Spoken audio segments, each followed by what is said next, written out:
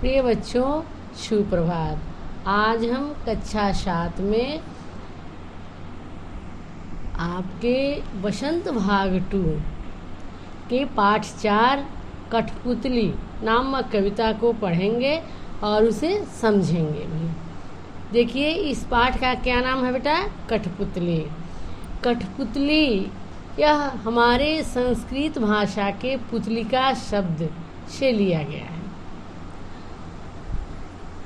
कठपुतली का अर्थ होता है छोटी सी गुड़िया, अर्थात काठ की छोटी सी गुड़िया। तो हम इस कठपुतली के बारे में पढ़ेंगे।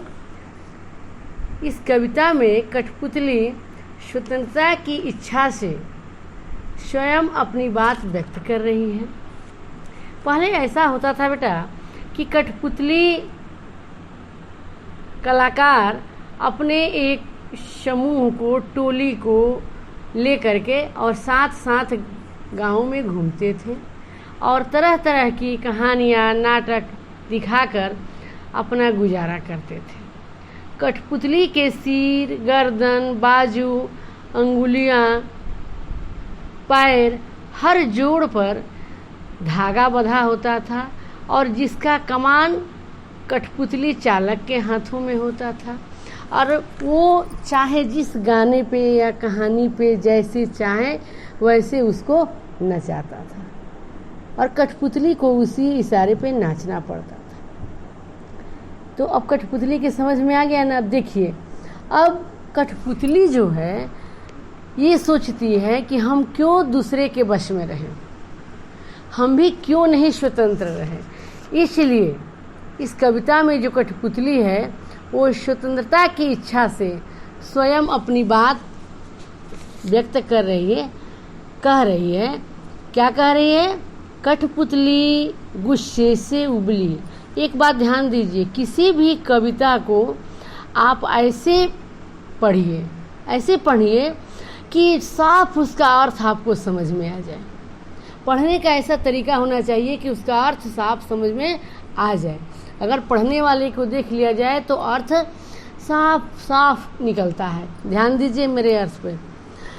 कठपुतली गुस्से से उबली, बोली ये धागे क्यों हैं मेरे पीछे आगे, इन्हें तोड़ दो, मुझे मेरे पाँवों पर छोड़ दो।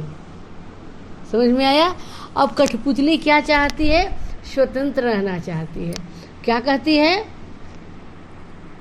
अपने को धागे में बंधे देखकर वह गुस्से से उबल करके और बोलती है कि ये धागे जो हैं क्यों मेरे आगे और पीछे हैं, इन्हें तोड़ दो और मुझको अपने पाँवों पर छोड़ दो, अर्थात मुझे छोड़ दो, मैं अपने पाँव पर खड़ी हो जाऊंगी, इस धागे की मुझे ज़रूरत नहीं है। सुनकर बोली और कठपुतलियाँ, सुनकर बोली और कठपुतलियाँ कि हाँ बहुत दिन हुए हमें अपने मन के छंद हुए। सुनकर एक कठपुतली की बोली सुनकर और जितनी भी कठपुतलियाँ थी सभी बोलने लगी, सहमति देने लगी कि हाँ बहुत दिन हो गए हमें अपने मन के छंद हुए, यानी स्वतंत्र हुए। बहुत दिन हो गए अर्थात कठपुतलियाँ तो दूसरों के हाथ में पराधीन हैं, वह दूसरों के इशारे पे ही नाचती हैं। तो उस नाचने से उसका दुख होता है और दुख से बाहर निकलने के लिए एक कठपुतली जो है क्या करती है? विद्रोह कर देती है और वह अपने पाँव पर खड़ा होना चाहती है। उसकी बात सभी कठपुतलियों को अच्छी लगती है। भला स्वतंत्र रहना कौन नहीं चाहेगा। अब देखिए आगे। मगर पहली कठपुतली सोचने लगी, ये कैसी इच्छा मेरे मन में जगी।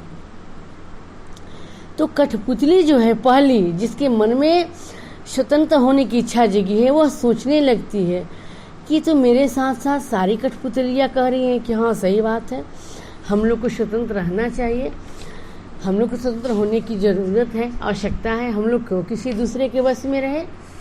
तो अब उन सबों की बातों को सुनकर पहली कठपुतली सोचने लगती है कि अब तो ये सारी कठपुतली जो हैं इन सबकी स्वतंत्रता की जिम्मेदारी अब मेरे पर आ गई, इसलिए मुझे अब सोच समझकर कदम उठाना होगा।